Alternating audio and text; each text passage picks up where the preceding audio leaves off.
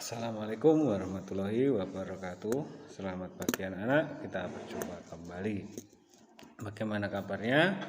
Semoga semua selalu sehat.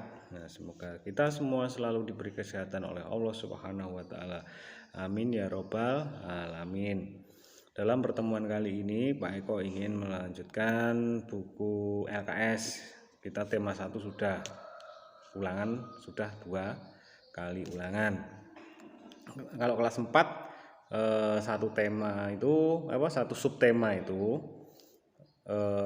ulangannya cuma subtema 1 2.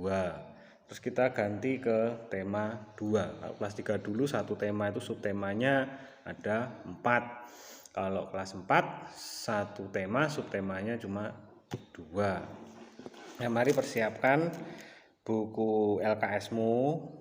Kita belajar bersama-sama.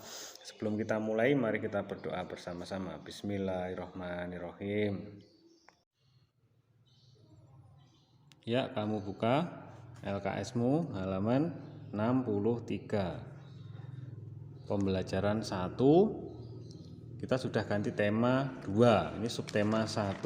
Nah, ini sudah tema 2. Judulnya selalu berhemat energi. Nah, sebelumnya Pak Eko ingin mengingatkan kembali, dulu kelas 3 kita sudah pernah belajar tentang energi. Nah, energi yang terbesar di bumi adalah apa anak-anak?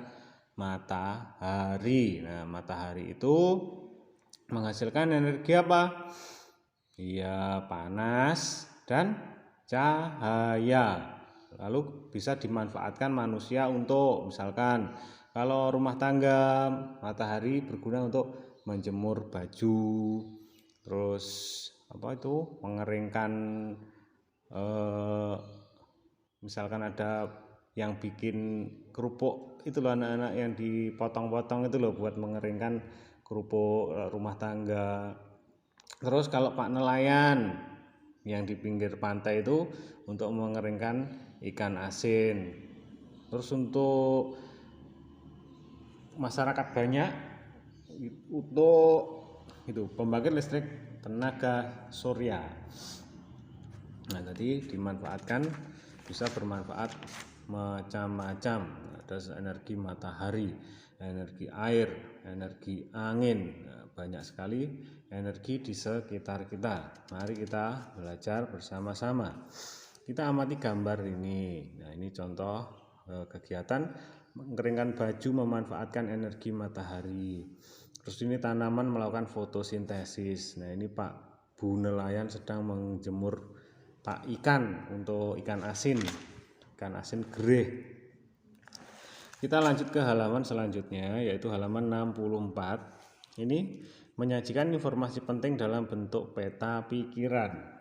Nah, sebelumnya kita sudah pernah belajar tentang gagasan pokok. Apakah gagasan pokok? Nah, ini ada rangkumannya biar lebih jelas. Gagasan pokok adalah ide utama yang dibahas dalam sebuah paragraf atau teks titik.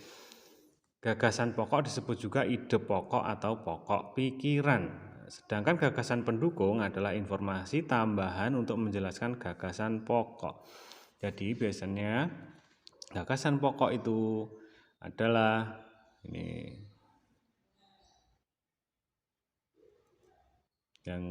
ide utama yang dibahas dalam sebuah paragraf. Letaknya di mana? Biasanya letaknya ada di awal paragraf. Terus gagasan pendukung berarti ya gagasan yang pendukung setelah kalimat dalam paragraf itu. Terus ini kisah Ali si biji energi. Aku si Ali si biji energi. Ini kamu baca. Terus lanjut.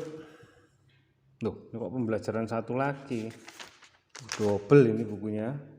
Ini P1 halaman 63. Ini juga 63. Oh, salah cetak ini. Oh, ini sama. Lalu ini percobaan. Kalau kamu tidak ada kegiatan, bisa kamu melakukan percobaan ini. Nah, ini sapu tangan, 2 lembar tisu dan 2 lembar kertas. dijemur. Nah, perubahannya bagaimana? Terus ini pemanfaatan sumber daya alam. Nah, sumber daya alam. Apakah kamu pernah makan jagung? Pastinya pernah ya. Bagaimana rasanya? Enak. Dari mana kalian memperoleh jagung? Nah, mungkin kamu beli atau mungkin menanam sendiri di kebun. Jagung bisa diolah dimanfaatkan sebagai bahan makanan. Jagung bisa diolah menjadi berbagai makanan, misalkan jagung bakar, popcorn, popcorn jagung rebus, nasi jagung, dodol jagung, dan lain-lain. Terus dilanjutkan, ini kembar lagi ini 65 nih. Terus ini ini jagungin lagi yoan. Aman double ya jagungnya ya. Terus ini kamu baca. Indonesia mempunyai sumber daya alam yang berlimpah. Disebut sumber daya alam karena berasal dari alam. Sumber daya alam karena berasal dari alam. Nah, sumber daya alam itu dibagi menjadi dua.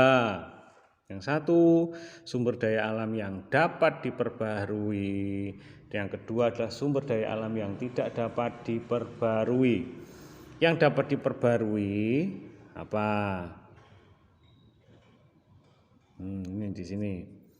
Yang bisa diperbarui misalkan tumbuhan, hewan, sinar matahari, angin, dan air. Nah, contoh kenapa kok bisa diperbarui? Tumbuhan, misalkan tumbuhan kamu punya jagung. Jagungmu kamu panen. Terus bijinya kamu tanam lagi, masih bisa menghasilkan jagung lagi. Terus biji jagungmu itu kamu tanam lagi, kamu tanam lagi, akhirnya bisa diperbarui, maksudnya begitu. Terus hewan, misalkan kamu punya ayam dua lanang wedok. Terus ayammu itu bertelur, telurnya menetas menjadi ayam dewasa. Nah, terus ayam dewasamu ngendok lagi, nah, akhirnya bisa banyak. Itu yang dimaksudkan dengan sumber daya alam yang bisa diperbarui. Nah, pengertiannya ini sumber tersebut adalah termasuk kelompok sumber daya alam yang bisa diperbarui karena terus tersedia. Nah, jumlah sumber daya alam ini sangat berlimpah. Ini agar sumber daya alam ini tetap tersedia, kita harus menggunakannya dengan teratur dan membatasinya. Terus lagi sumber daya alam sangat penting untuk dijaga keberadaannya. Ini minyak bumi, emas, besi, dan berbagai tambang termasuk ke dalam kelompok sumber daya alam tidak dapat diperbarui. Jadi minyak bumi kalau diambil terus-menerus habis, emas juga habis, besi juga habis. Sampeyan punya besi satu, apa iso mana? Tidak bisa. Kalau sudah kamu ambil berarti di alam juga sudah habis. Jadi kita harus menghemat. Nah, kita harus menghemat menggunakan sumber daya alam ini. Terus tugasmu bagi kembar lah anak-anak. Ini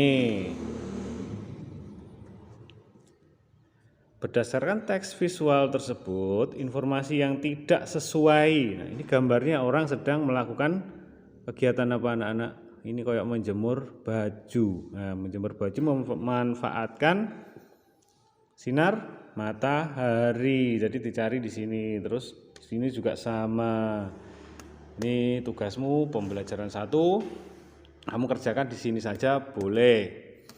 Terus pembelajaran 2. Lanjut pembelajaran 2. Nah, ini ada lagu Menanam Jagung ciptaan Ibu Sud. Masih ingat lagunya? Waktu TK mungkin atau kelas 1. Mungkin kamu sudah bisa sering menyanyikan ini. Coba kalau lupa, lagunya begini. Ayo kawan, kita bersama menanam jagung di kebun kita. Ambil cangkulmu, ambil pangkurmu, kita bekerja tak jemu-jemu. Nah, dan seterusnya. Terus dalam lagu itu tadi pasti kamu merasakan ada nada tinggi, nada rendah. Nah, mari kita pelajari tentang tinggi rendahnya nada. Apakah pengertian nada? Ini digaris bawahi biar nanti kalau ada soal kita tinggal menyalin. Nada adalah bunyi yang beraturan dan memiliki frekuensi tunggal tertentu. Dengan nada kita dapat melantunkan sebuah lagu dan memainkan alat musik dengan indah. Nada ada yang rendah, sedang, tinggi. Nah, ini contohnya nada. Nada itu, yang rendah itu, ini perhatikan. Kalau ada notasi di bawahnya ada titiknya, berarti nada itu rendah. Kalau yang ini sedang, kalau yang titiknya di atas itu nadanya tinggi. Misalkan kalau rendah itu do, re, mi, fa, sol, la, si, do. Nah, itu rendah. Kalau tinggi do, re, mi, fa, sol, la, si, do. Tinggi, ngeden malian ya. Kirinya titiknya di atas. Kalau rendah titiknya di bawah. Ini terus birama lagu digaris bawahi lagi. Apakah pengertiannya birama? Tuh.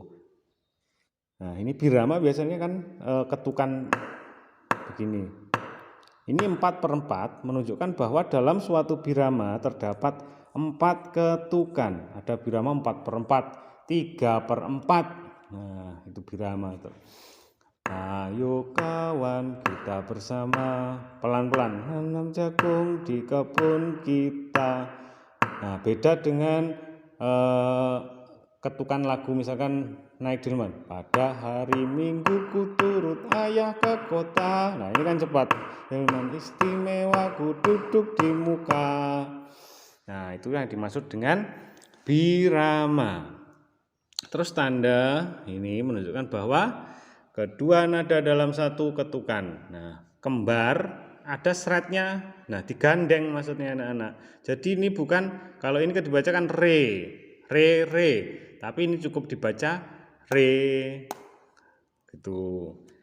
Tempo. Nah, tempo adalah cepat lambatnya ketukan dalam birama lagu. Nah, itu tempo.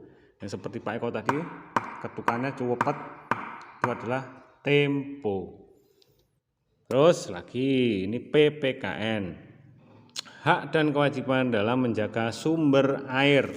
Jadi kamu baca, air adalah sumber energi air, dimanfaatkan untuk pembangkit listrik tenaga air seperti di Waduk Wonorejo itu.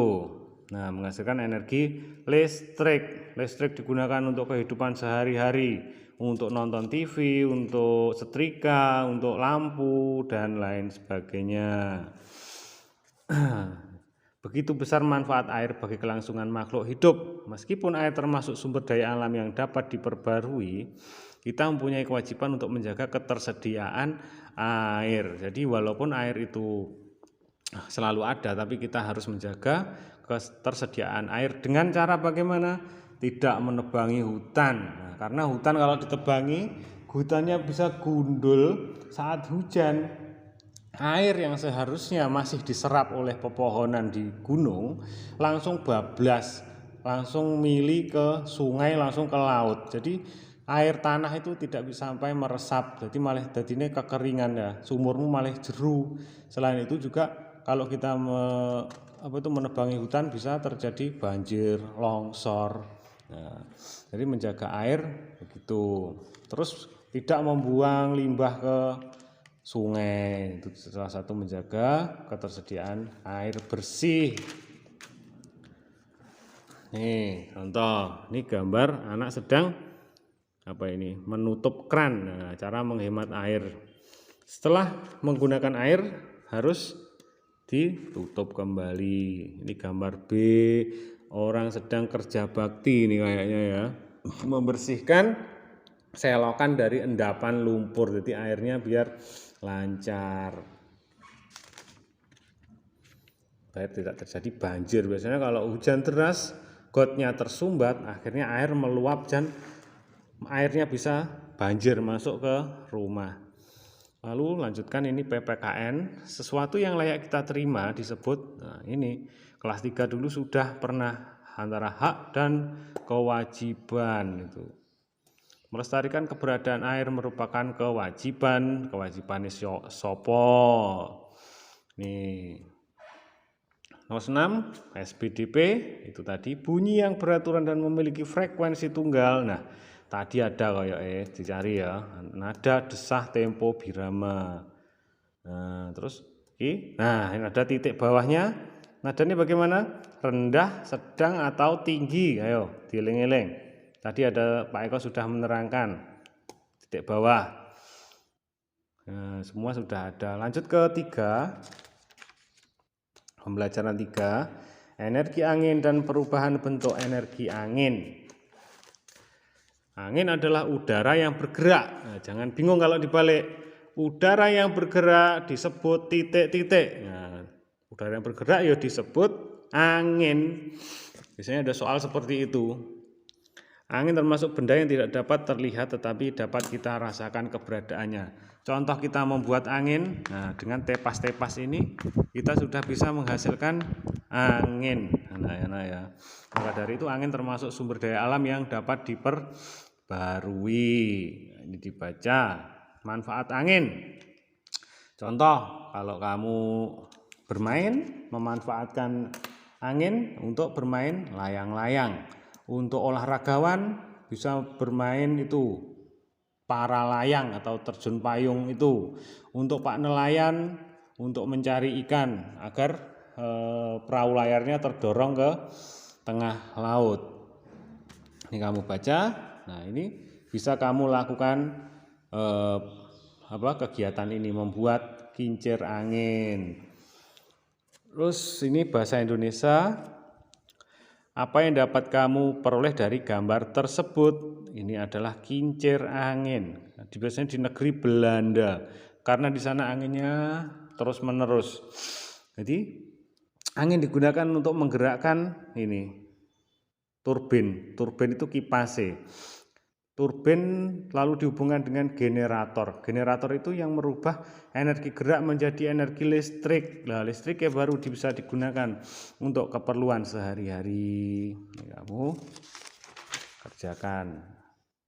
Terus IPA ini juga gampang. Sudah pertemuan kali ini kita